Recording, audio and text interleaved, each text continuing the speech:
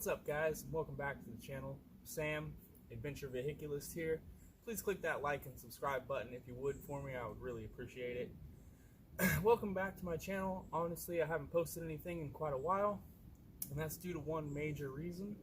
That reason is that I went ahead and scrapped the Ranchero. I know that some of you are going to be really confused as to why I did that, but there are a few really good reasons, and I'll go into it real quick. First of all, I bought that Ranchero, or rather traded for it, to the value of about $1,400.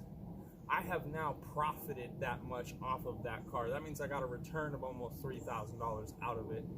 I still had the title, the frame, and the body, having sold the engine, transmission, rear axle, the front fenders, and some of the body panels and stuff.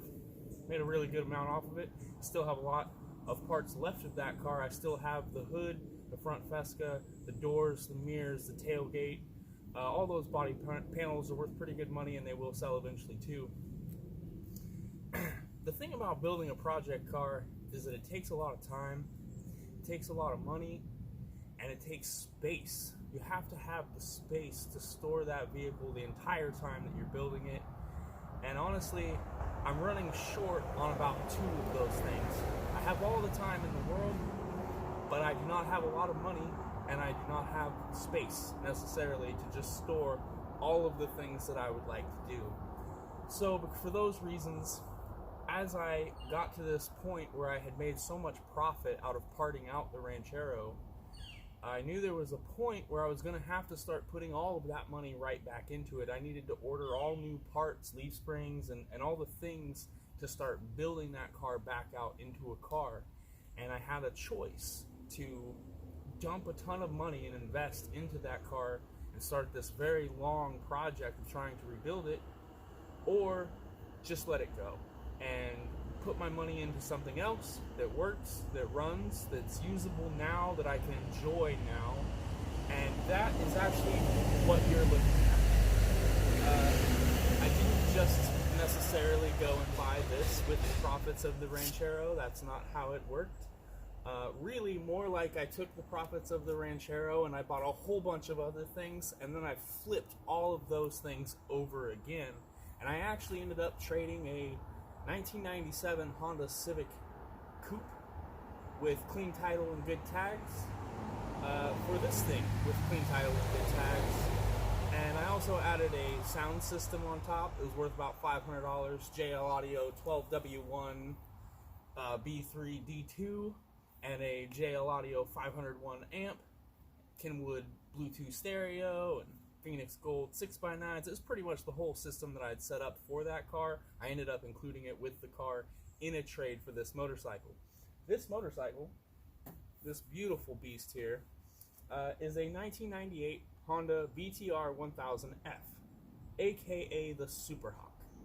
Those of you who know me know that I love Hondas. You might also know that I grew up riding dirt bikes, and most specifically Honda dirt bikes. It's kind of how I got into Honda cars and Hondas in general. I personally, when it comes to power sports, have never been a big fan of Kawasaki, Suzuki, or Yamaha. I have had troubles with all of those motorcycles, and all of them make more power than a Honda does. But you know what? The Hondas just live.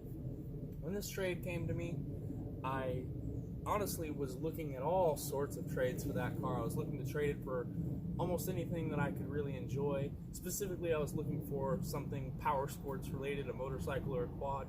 And this guy just happened to be the one person who said yes. At first, I actually thought that this was going to be too much motorcycle for me. Being a 1000, I have not owned a street bike since I was probably 18 years old. The last one that I owned was a Honda 500. And honestly, I would have been really happy just to get into a 600cc Super Sport. But this was the bike that came up, and it's a Honda. I also did some research, and I discovered that it's a V-twin, and that made me really interested to see what this motorcycle rides like. I've always wanted a V-twin in a sport bike chassis. When Buells came out, I thought that they were really cool. I've always wanted a Buell. I'm not a Harley fan in any way, but I do like their engines. I'm just not a fan of riding cruisers. But if you put a V-twin in a sport bike, you've got me interested. This thing is amazing. It has 100 horsepower and 65 pound-feet of torque. If you look up the horsepower and torque ratings of other super sport 4-cylinder bikes, this has exactly the horsepower of a 600cc, but it has the torque of 1000cc, even an 1100cc inline four. A CBR 1100XX Blackbird makes 65 pound-feet of torque. This makes 64. Literally the exact same torque as an 1100XX, just makes less horsepower. But when you feel it, when you hit that throttle, you're not going to be using the top end of this motorcycle. Who does 140 miles an hour on the freeway? The place where you enjoy the power of this motorcycle is when you come out of the corner. When you crack the throttle open and it puts you back in the seat. I've ridden this thing a couple hundred miles already. I've only had it about a week. And I have to tell you, it is amazing. I have fallen in love with this thing. It is so much fun. I wouldn't call it like blindingly fast. It's not. I've definitely been on a faster bike. I've ridden the ZX12R that would just smoke this thing. But compared to anything else, I mean, you know, compared to a car or a truck or anything that you're normally going to drive, this thing will just tear your face off. And it's so much fun to ride. I mean, it's the rainy season here in the Pacific Northwest. It's been raining almost every single day since I've owned this thing, and I've still just daily driven it everywhere. It is so much fun to ride. I went and bought a new helmet and boots, and man, I really want to keep it. I'm highly tempted to keep it. But as you guys know about me, I don't necessarily keep things much. I usually flip them. I am an entrepreneur, and everything I have is usually for sale. I already have this bike listed for sale, but I am not motivated to sell it. I am probably going to hang on to it for as long as I possibly can, and anyone who gives me a crummy offer, they just get told, nope, no thanks. This thing can sit in my garage. And the reason that it can sit in my garage is because the Ranchero isn't there anymore.